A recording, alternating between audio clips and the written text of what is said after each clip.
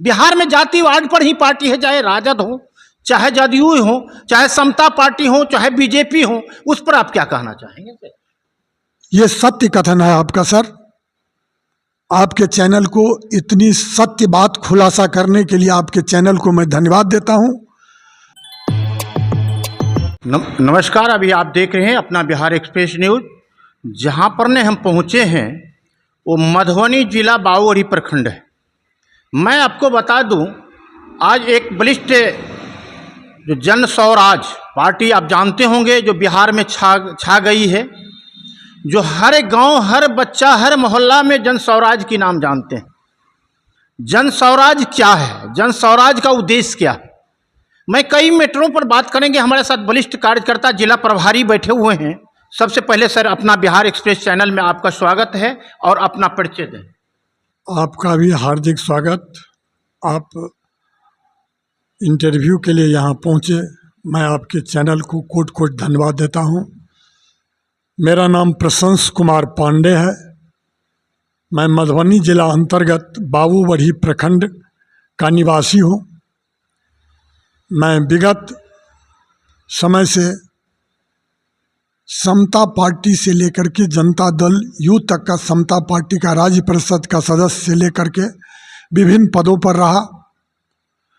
कुछ आंतरिक राजनीति के विभेद के चलते मैं नीतीश कुमार जी का साथ छोड़ करके प्रशांत जी के भावना से मैं जुड़ा। चूँकि प्रशांत जी का बिहार के प्रति जो सोच और नज़रिया मैंने देखा, बिहार के प्रति जो इनके अंदर में समर्पण की भाव है, बिहार की आम आवाम के विकास के लिए जो उनके अंदर में एक उत्प्रेरण का काम ये कर रहे हैं समाज के बीच में, जिसके चलते मैं इनके विचार से प्रभावित होकर के जन स्वराज पार्टी से मैं जुड़ा हूँ। और विगत साल, 1.5 साल से मैं जन स्वराज के साथ जुड़ करके बाबूबढ़ी में मैं विस्तृत रूप से संगठन के लिए काम कर रहा हूँ। वैसे हम लोगों को जिला प्रभारी बनाया गया था, लेकिन आज के डेट में जिला प्रभारी का पद समाप्त कर दिया गया है। अभी मैं जन स्वराज का एक साधारण कार्यकर्ता हूँ। वैसे राज्य में लिया गया है, जो हमें चिट्ठी अभी नहीं मिली है। मुझे जो कुछ भी पदभार दिया जाएगा, मैं जन स्वराज के लिए काम करूंगा और जन स्वराज के भावना को जन जन तक पहुंचाने का काम करूंगा। जन स्वराज सर, जो आप कहते हैं जन स्वराज, जन स्वराज बहुत बड़ी पार्टी है। आपकी पार्टी आगामी कितने सीटों से लड़ने जा रहे हैं, सो तो आप ही के विचार बिंदुओं से हमने जानकारी प्राप्त करेंगे। लेकिन सबसे पहले महोदय, जन स्वराज का उद्देश्य क्या है? जन स्वराज का मुख्य उद्देश्य जनता को पूर्ण स्वराज प्राप्त करना। अभी के समय में जनता, आम आवाम के अंदर में ये सोच है, जो नीतीश जी की सरकार में प्रशासन की सरकार है, IAS IPS अफसरों की बोलबाला है, आम आवाम के जिसके द्वारा सुना नहीं जाता है। यहाँ तक कि जनप्रतिनिधि जो हैं, चाहे जनप्रतिनिधि विधायक हों, चाहे जनप्रतिनिधि पार्लियामेंट के मेंबर हों, चाहे जनप्रतिनिधि मुखिया से लेकर के एक वार्ड सदस्य हो, उससे आप बात करेंगे तो वो आम आवाम से जुड़े हुए नहीं हैं। आम आवाम को जो कठिनाई हो रही है, एक जन्म प्रमाण पत्र से लेकर के मृत्यु प्रमाण पत्र, रजिस्ट्री से लेकर के दाखिल खारिज तक, हॉस्पिटल से लेकर के बच्चा का जन्म की सर्टिफिकेट तक, कहीं भी भ्रष्टाचार की कमी नहीं है। बिना पैसा दिए हुए कोई भी काम आम आवाम का नहीं होता है, जिससे आम जनता त्रस्त है। और प्रशांत किशोर जी ने साफ शब्द में कहा, जो कि अगर जन स्वराज की सरकार बनेगी तो जन स्वराज की सरकार में वह जनता की सरकार होगी और जनता के दरवाजे पर अफसर पहुंच करके चाहे दाखिल खारिज का काम हो, चाहे बच्चा के जन्म प्रमाण पत्र का काम हो, गांव के गली नलील का काम हो, अफसर समाज में पहुंच करके इस विकृत को दूर करेंगे और आम आवाम को सुख और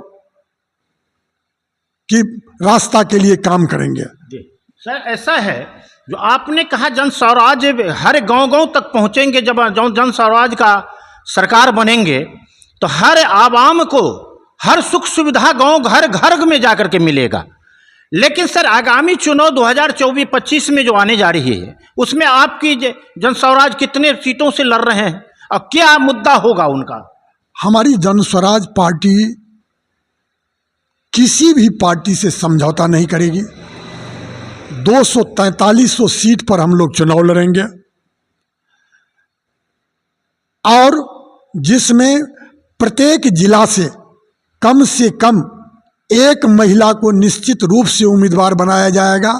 38 जिला है, 38 के बदले 40 महिला चुनाव लड़ सकती है, 37 नहीं लड़ सकती हैं। 38 के बदले वो 40 लड़ सकती हैं। दूसरी बात,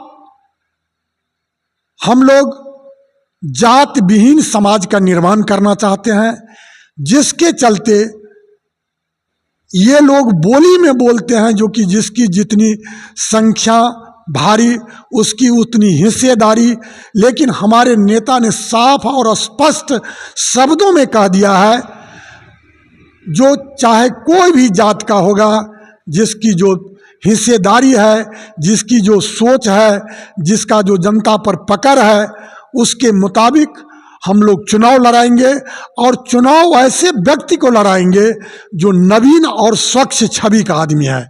किसी पार्टी से टूट करके, किसी पार्टी की गंदी विचारधारा से ओतप्रोत जो रह चुके हैं, वैसे व्यक्तियों को हमारा दल चुनाव लड़ाने नहीं जा रहा है। इस बात को आप गिरह बांध ले और किसी भी सूरत में जो हमारे संगठन से जुड़े हुए नहीं है, जो चुनाव के वक्त में हमारे साथ जुड़ेंगे, हमारे नेतृत्व वर्ग लड़ाएंगे भी तो मेरे जैसे जैसे लाखों बिहार में कार्य करता है जो नेतृत्व का भी इस बात का विरोध करेगा। ऐसा है सर, जब बिहार में हमेशा आपने कहे हैं जो किसी जातिवाद से नहीं, हम जातिवाद से उठ करके बात करें, लेकिन बिहार में तो जातिवाद पर ही वोट मिलता है। बिहार में जातिवाद पर ही पार्टी है, चाहे राजद हो, चाहे जदयू हो, चाहे समता पार्टी हो, चाहे बीजेपी हो। उस पर आप क्या कहना चाहेंगे सर? ये सत्य कथन है आपका सर। आपके चैनल को इतनी सत्य बात खुलासा करने के लिए आपके चैनल को मैं धन्यवाद देता हूं, जो कि बिहार में अभी तक जो भी दल है वह जातिवाद के सहारे ही राजनीति कर रही है। लेकिन एक जन आंदोलन जब खड़ा होता है और जिस जन आंदोलन से जन भावना जुड़ जाती है तो जातीय संरचना भी धाराशाही हो जाती है, जिसका कि ज्वलंत उदाहरण जेपी का जयप्रकाश नारायण का 1974 का आंदोलन है, जो 1977 ईस्वी में जाति और धर्म से ऊपर उठ करके लोग चुनाव किए थे और जहां पर कि 2000 जिनकी जनसंख्या है, आज वो भी चुनाव जीते हैं। आज अभी विधानसभा का चुनाव हुआ है जिसमें राजपूत जात से जीता है चुनाव, जहां पर कि राजपूत की कुल मतदाता 2300 मतदाता है, लेकिन वहां चुनाव जीता है रुपौली में विधानसभा में। और हम लोग वही समा बांध रहे हैं, वही विचार को हम लोग आम जन जन तक पहुंचा रहे हैं, जो कि जाति को तोड़ो, अपने बच्चों के भविष्य के लिए बिहार के आवाम जो है वो जात विहीन समाज का निर्माण करें और जिससे कि स्वच्छ बिहार का एक बार हम लोग निर्माण कर सके। यही भावना के साथ, यही संदेश के साथ जो प्रशांत किशोर जी का संदेश है, उस संदेश लेकर के हम लोग जन जन तक जा रहे हैं और हम लोगों को ये आशीर्वाद मिल भी रहा है।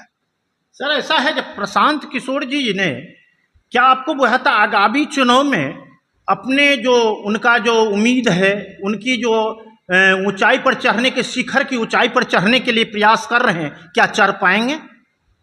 निश्चित रूप से जनता का जो रुझान जन स्वराज के साथ है, निश्चित रूप से एक ऊंचाई के शिखर पर चढ़ेंगे। और जो बिहार का बेटा है, जो बिहार का मुख्यमंत्री का भी हमारा उम्मीदवार इनकी घोषणा है, जो कि आम आवाम, जो गरीब गुरबों से जुड़ा हुआ राजनेता है, जो जाति पात से ऊपर उठ करके है, उसी को अपने दल का नेता बनाएंगे। न कि प्रशांत किशोर जी एक मार्गदर्शक का, जैसे जयप्रकाश नारायण ने एक क्रांति का बिगुल फूका लेकिन अपने सत्ता से दूर रहे, वही उद्देश्य प्रशांत किशोर जी का है। स्वयं को सत्ता से दूर रखते हुए बिहार के आम आवाम को मुसीबतों से निकालना, बिहार जो आज अंतिम पौधान पर अर्थव्यवस्था हो, चाहे जिस व्यवस्था में खड़ा है, उसको बिहार के नई ऊंचाई पर ले जाना, यही प्रशांत किशोर जी का मूल उद्देश्य है। जी, आपने जनताओं से अपील क्या करना चाहते हैं? लास्ट में जनताओं से, जन स्वराज के बारे में आपने अपील क्या करना चाहते हैं, बाबूगढ़ी विधानसभा से हों या पूरे बिहार वासियों से? मैं बाबूगढ़ी जनता से खास करके, साथ ही बाबूगढ़ी भी बिहार ही में है, पूरे बिहार की जनता से मैं एक ही बात अपील करना चाहता हूं, जो कि प्रशांत किशोर जी का उद्देश्य अर्थ की कामना से उन्होंने राजनीति नहीं शुरू की है, जनता की सेवा करने की है, जिसमें आपको जन स्वराज, जो जनता को जो स्वराज आप चाहते हैं, जो आपके अंदर में अकुलाहट है, आपके बच्चे जो 10,000 15,000 की रोटी के लिए बाहर जाते हैं, गांव में सिर्फ बूढ़े और बच्चे रहते हैं, वो अपने पिता का दर्शन भगवान के जैसा, जैसे सावन महीने में लोग बाबा धाम जाते हैं, वैसे ही दीपावली और छठ में अपने पिता का दर्शन करते हैं, अपने बेटे का दर्शन करते हैं। वो नौबत नहीं रहेगी।